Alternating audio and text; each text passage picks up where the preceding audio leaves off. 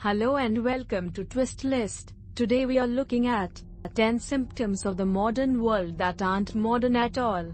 From Victorian selfies and ancient Rome's own Facebook to a medieval atheistic movement that puts Richard Dawkins' followers to shame, many modern quirks and movements are actually just cases of history repeating. Lazy, entitled Millennials, Selfies, /fiction, a vacuous culture focused on nothing but remakes. Every era has its problems, but those of the second decade in the 21st century seem especially odd. Forget eternal stuff like wars and terrorism, it's the small things that show just how uniquely dumb our modern world is, right? Maybe not. Take a look at almost any symptom of our time here on Earth, and you'll find that it has plenty of historical antecedents. As the saying goes, there's nothing new under the sun. At number 10 we have Millennials. They're lazy, entitled narcissists who wouldn't know an honest day's work if it slapped them in the face. They care about nothing but selfies, Instagram, and other pointless wastes of time. They are millennials, and they've been around since the dawn of time. Although the word millennials is new to our vocabulary, the traits we associate with them aren't. Fun as it might be to single out millennials as the downfall of Western civilization, everything that supposedly defines them has been said before about other generations. Repeatedly, in 1968, Life wrote an article claiming, the phrase "to make a living" could have absolutely no meaning to baby boomers, whom it characterized as work-shy wimps. Fast forward a few decades, and baby boomers working for the New York Times wrote a similar article about Generation X, defining them as lazy and immature. Go back to ancient Greece, and you can even find Hesiod complaining that the younger generation only cares about frivolous things.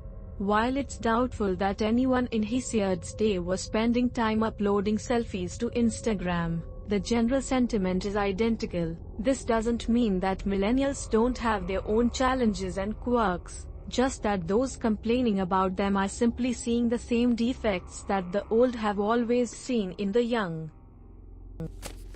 The ninth spot on the list is occupied by New Atheism. Atheism is the lack of belief in God and has been around for roughly forever. New Atheism, on the other hand, is a much more recent phenomenon. It's the Richard Dawkins style of in-your-face confrontation on Twitter and deriding believers as gullible fools. It's atheism as controversy, redefined from lack of religion to anti-religion.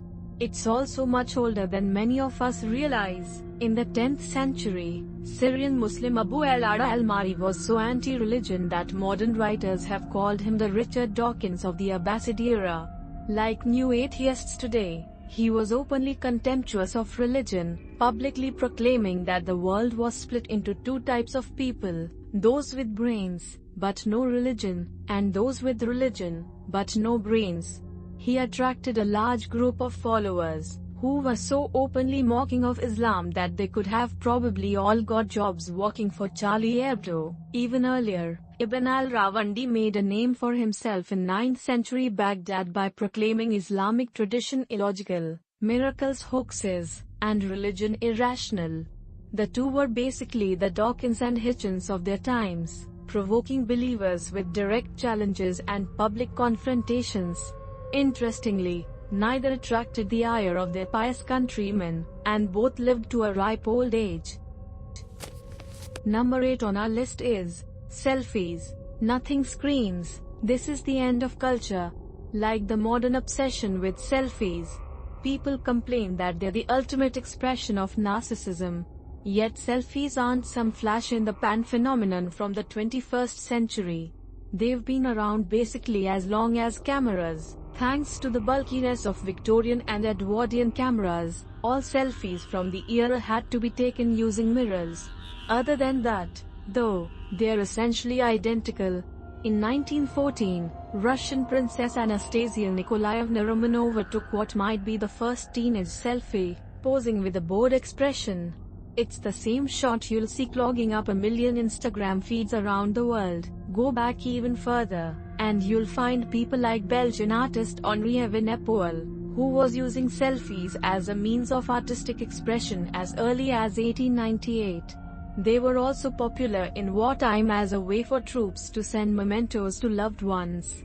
Kodak selfies from World War I are considered valuable historical documents today. At number 7 we have insane fan fiction. Think fan fiction, and you'll probably picture misspelled tales from the grubbiest corners of the internet featuring Kirk and Spock doing things that would make a seasoned porn star blush. Despite its popular association with geek culture, fanfiction has been around since before anyone knew what a geek was. At the start of the Common Era, one of the most popular sources of fanfiction was the Bible. The Gnostic Gospels are essentially deranged rewrites of Christian tales by die-hard fans who didn't want their favorite characters to die.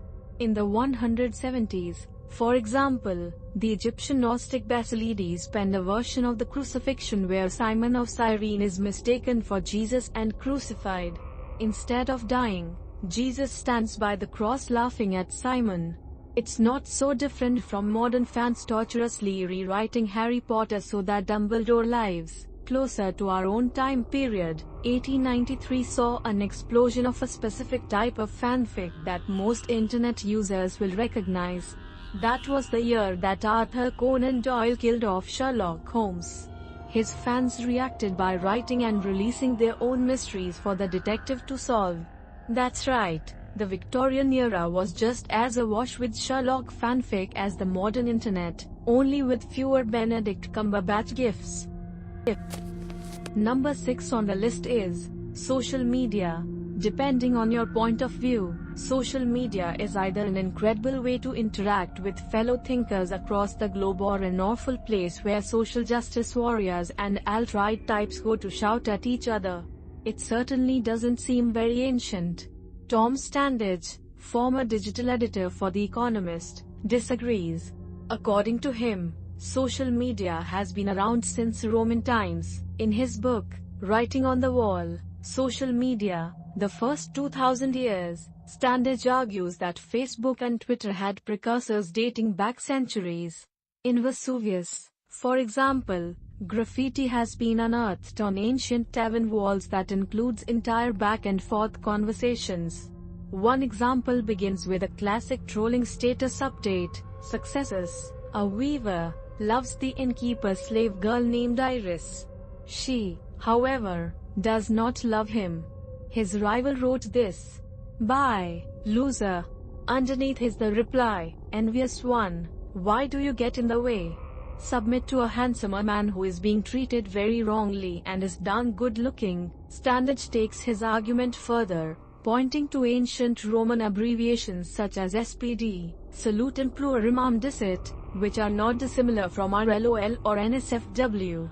Whether or not you agree with him that this really constitutes social media, there's no denying that these ancient communications were driven by the same impulses.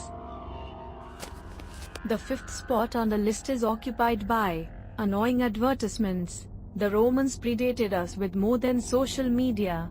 Long before Don Draper was around, Romans were creating the ancient equivalent of annoying pop-up ads. During his reign, Caesar started something called the Acta Diurna, one of the earliest newspapers. Originally a propaganda organ for discrediting his foes, it soon evolved into something much more recognizable. Local interest stories were published alongside heartwarming tales of animals mourning after their dead owners. And alongside them were published advertisements. One surviving example comes courtesy of a guy named Myers, who stuck a for rent advert on the Acta promising second-story apartments fit for a king. Since a copy of the Acta was published on wooden boards in the forum every day, wealthy Romans could even deploy a primitive form of ad block, sending a slave to copy the paper down but skip all the adverts. It wasn't only in Rome that ancient advertisements surfaced. In Thebes, written adverts some 3,000 years old have been found offering rewards for runaway slaves.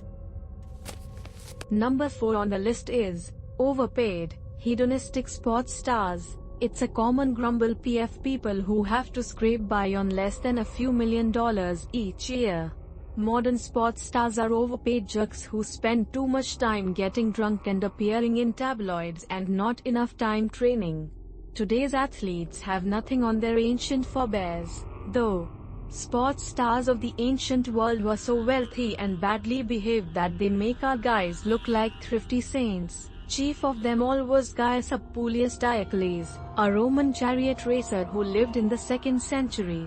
Across 24 years, he competed in around 4,200 races, placing first or second in about half of them. His real specialty was winning the big money races. By the end of his career, he'd made himself the princely sum of 36 million Roman sesterces, enough to pay the salary of every single Roman in the army for 2 months. In today's money, that works out to around $15 billion, making Diocles the highest paid sportsman in history. More familiar to modern readers might be Milo of Croton, whose life was basically ancient tabloid fodder. A wrestler, he spent his spare time showing off his strength and getting insanely drunk in public. It was said he could drink 8 quarts of wine in one sitting, the sort of sentence that usually precedes the words before dying of an overdose. Interestingly, Milo's eventual death was even crazier. As an old man, he supposedly tried to show off by splitting a tree with his bare hands, but he became stuck and was, somehow, eaten by wolves. At the 3rd place we have cash grabs and unimaginative sequels. Calling Hollywood unoriginal today is itself pretty unoriginal. Since the early 2000s, people have been complaining that modern entertainment is risk-averse, preferring cash grabs and bad sequels to fresh ideas. Guess what? That was as true at the birth of cinema as it is now. The first feature-length blockbuster was D.W. Griffith's Birth of a Nation. Released in 1915, it's notorious today for featuring the Ku Klux Klan as the good guys. It made a ton of money on release, and the studio immediately cashed in by green-lighting a sequel, known as Fall of a Nation. The sequel landed in 1916 and was by all accounts a massive disappointment. Although it still featured some good Klansmen, it also focused on a consortium of evil Europeans taking over the US and their defeat at the hands of a pro-war congressman. The New York Times called it propaganda and stated that it was sometimes preposterous.